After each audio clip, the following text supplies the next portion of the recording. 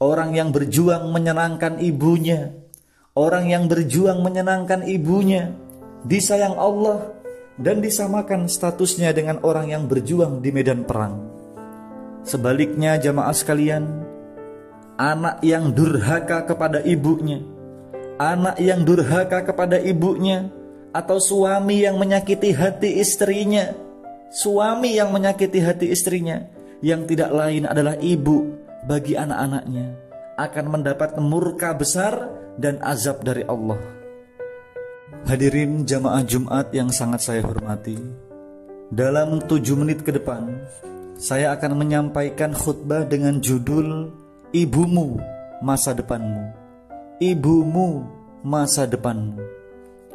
Judul ini saya pilih sebab Jumat ini tepat tanggal 22 Desember. Kita bangga sebagai bangsa yang memiliki hari ibu. Inilah salah satu bukti penghormatan kita kepada ibu. Ibu adalah manusia yang disebut Al-Quran beberapa kali sebagai pejuang besar, siap bersusah payah untuk hamil, siap bertaruh kematian ketika melahirkan, tak pernah mengeluh, berdarah-darah sekian puluh tahun untuk menyiapkan sandang pangan dan papan sang anak bersama suami. Tidak sedikit juga single parent, wanita yang menanggung semua beban itu sendirian, sebab ia telah menjanda. Ibulah yang dengan sabar dan ulet mendidik kita agar kita mengenal dan mencintai Allah dan Rasulullah. Hadirin jamaah yang sangat saya hormati, tanpa ibu matilah peradaban dan habislah generasi Islam. Oleh sebab itu, orang yang berjuang menyenangkan ibunya, orang yang berjuang menyenangkan ibunya, disayang Allah dan disamakan statusnya dengan orang yang berjuang di medan perang. Sebaliknya jamaah sekalian, anak yang durhaka kepada ibunya, anak yang durhaka kepada ibunya, atau suami yang menyakiti hati istrinya, suami yang menyakiti hati istrinya, yang tidak lain adalah ibu bagi anak-anaknya, akan mendapat murka besar dan azab dari Allah. Hadirin yang sangat saya hormati, pada zaman Nabi ada seorang sahabat yang datang kepada Nabi untuk daftar sebagai pasukan perang. Nabi SAW bertanya, "Apakah ibumu masih hidup?" "Ya," jawab pria itu. Lalu Nabi SAW berpesan, "Teruskan berbakti kepada ibumu, sebab surga di bawah 2 kaki ibumu." Hadis riwayat An-Nasa'i dari Muawiyah bin Jahimah As-Sulami. Hadirin jamaah Jumat yang sangat saya cintai, dalam khutbah ini izinkan saya menyampaikan kisah Uwais bin Amir Al-Qarni radhiyallahu anhu. Saya tahu para jamaah sudah mengetahui kisah ini, tapi sengaja saya ceritakan kembali untuk menambah semangat kita membahagiakan ibu kita dan menambah cinta kasih kita kepada istri yang tidak lain adalah ibunya anak-anak kita. Uwais bin Umar Al-Qarni radhiyallahu anhu adalah orang yang pernah hidup pada masa Nabi, tapi beliau tidak sempat berjumpa dengan Nabi. Uwais lahir di Saudi Arabia dekat perbatasan Yaman dan wafat di Syria. Di dekat makamnya di Syria ada masjid besar yang dibangun dengan namanya Uwais Al-Qarni. Uwais Al-Qarni amat dibanggakan Nabi SAW. Suatu hari Nabi SAW berpesan kepada Umar bin Khattab dan Ali bin Abi Thalib agar kelak mencari orang bernama Uwais dengan ciri fisiknya ada bekas penyakit kulit sebesar koin di wajahnya.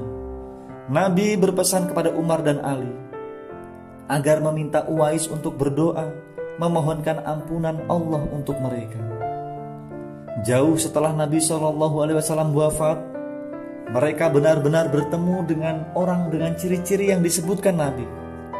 Umar sangat senang, dan sebagai ungkapan rasa senangnya, ia bermaksud memberi fasilitas kepada Uwais yang saat itu sedang bersiap berangkat ke Irak. Tapi Uwais menjawab, Aku lebih suka hidup miskin, biasa saja seperti kebanyakan orang. Uwais ini jamaah sekalian, pekerjaannya setiap hari sebagai pengembala kambing. Masyarakat di sekitar pegunungan itu menganggap Uwais ini orang sinting.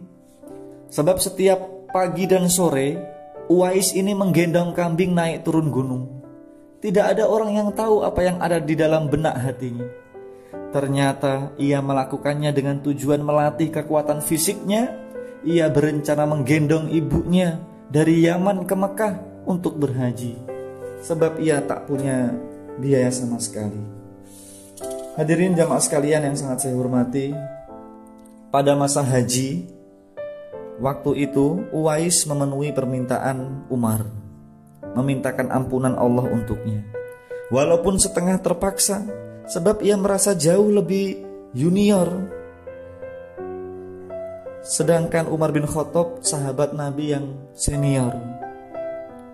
Setelah itu jemaah sekalian, Uwais menghilang, menjauh dari keramaian, sebab ia tidak suka kesolehannya diketahui orang.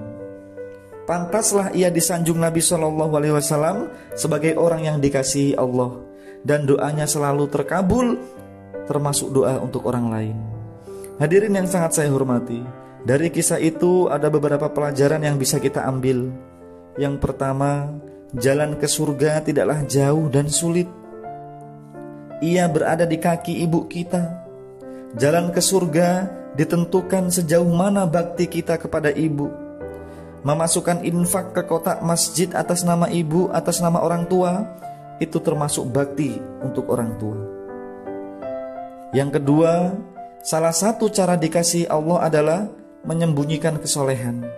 Tidak suka terkenal, apalagi diviralkan. Sujud yang lama untuk mendoakan ampunan dan rahmat Allah untuk orang tua kita juga termasuk bakti orang tua. Yang ketiga, tirulah Umar bin Khattab yang rendah hati dan tawadu. Meskipun ia sahabat senior yang telah mendapat jaminan surga dari Rasulullah, ia sama sekali tidak malu meminta orang lain yang lebih junior mendoakannya. Yang keempat, salah satu mukjizat Nabi SAW adalah beliau mengetahui sebuah peristiwa yang akan terjadi jauh setelah wafatnya. Hadirin jamaah Jumat yang sangat saya hormati, sebagai penutup saya kutipkan pesan orang bijak. Ma dumta tusyahidu basmata ummika fal hayatu la tazalu jamilah. Selama engkau bisa melihat senyum ibumu, selama engkau bisa melihat senyum bundamu, maka hidup ini selalu indah.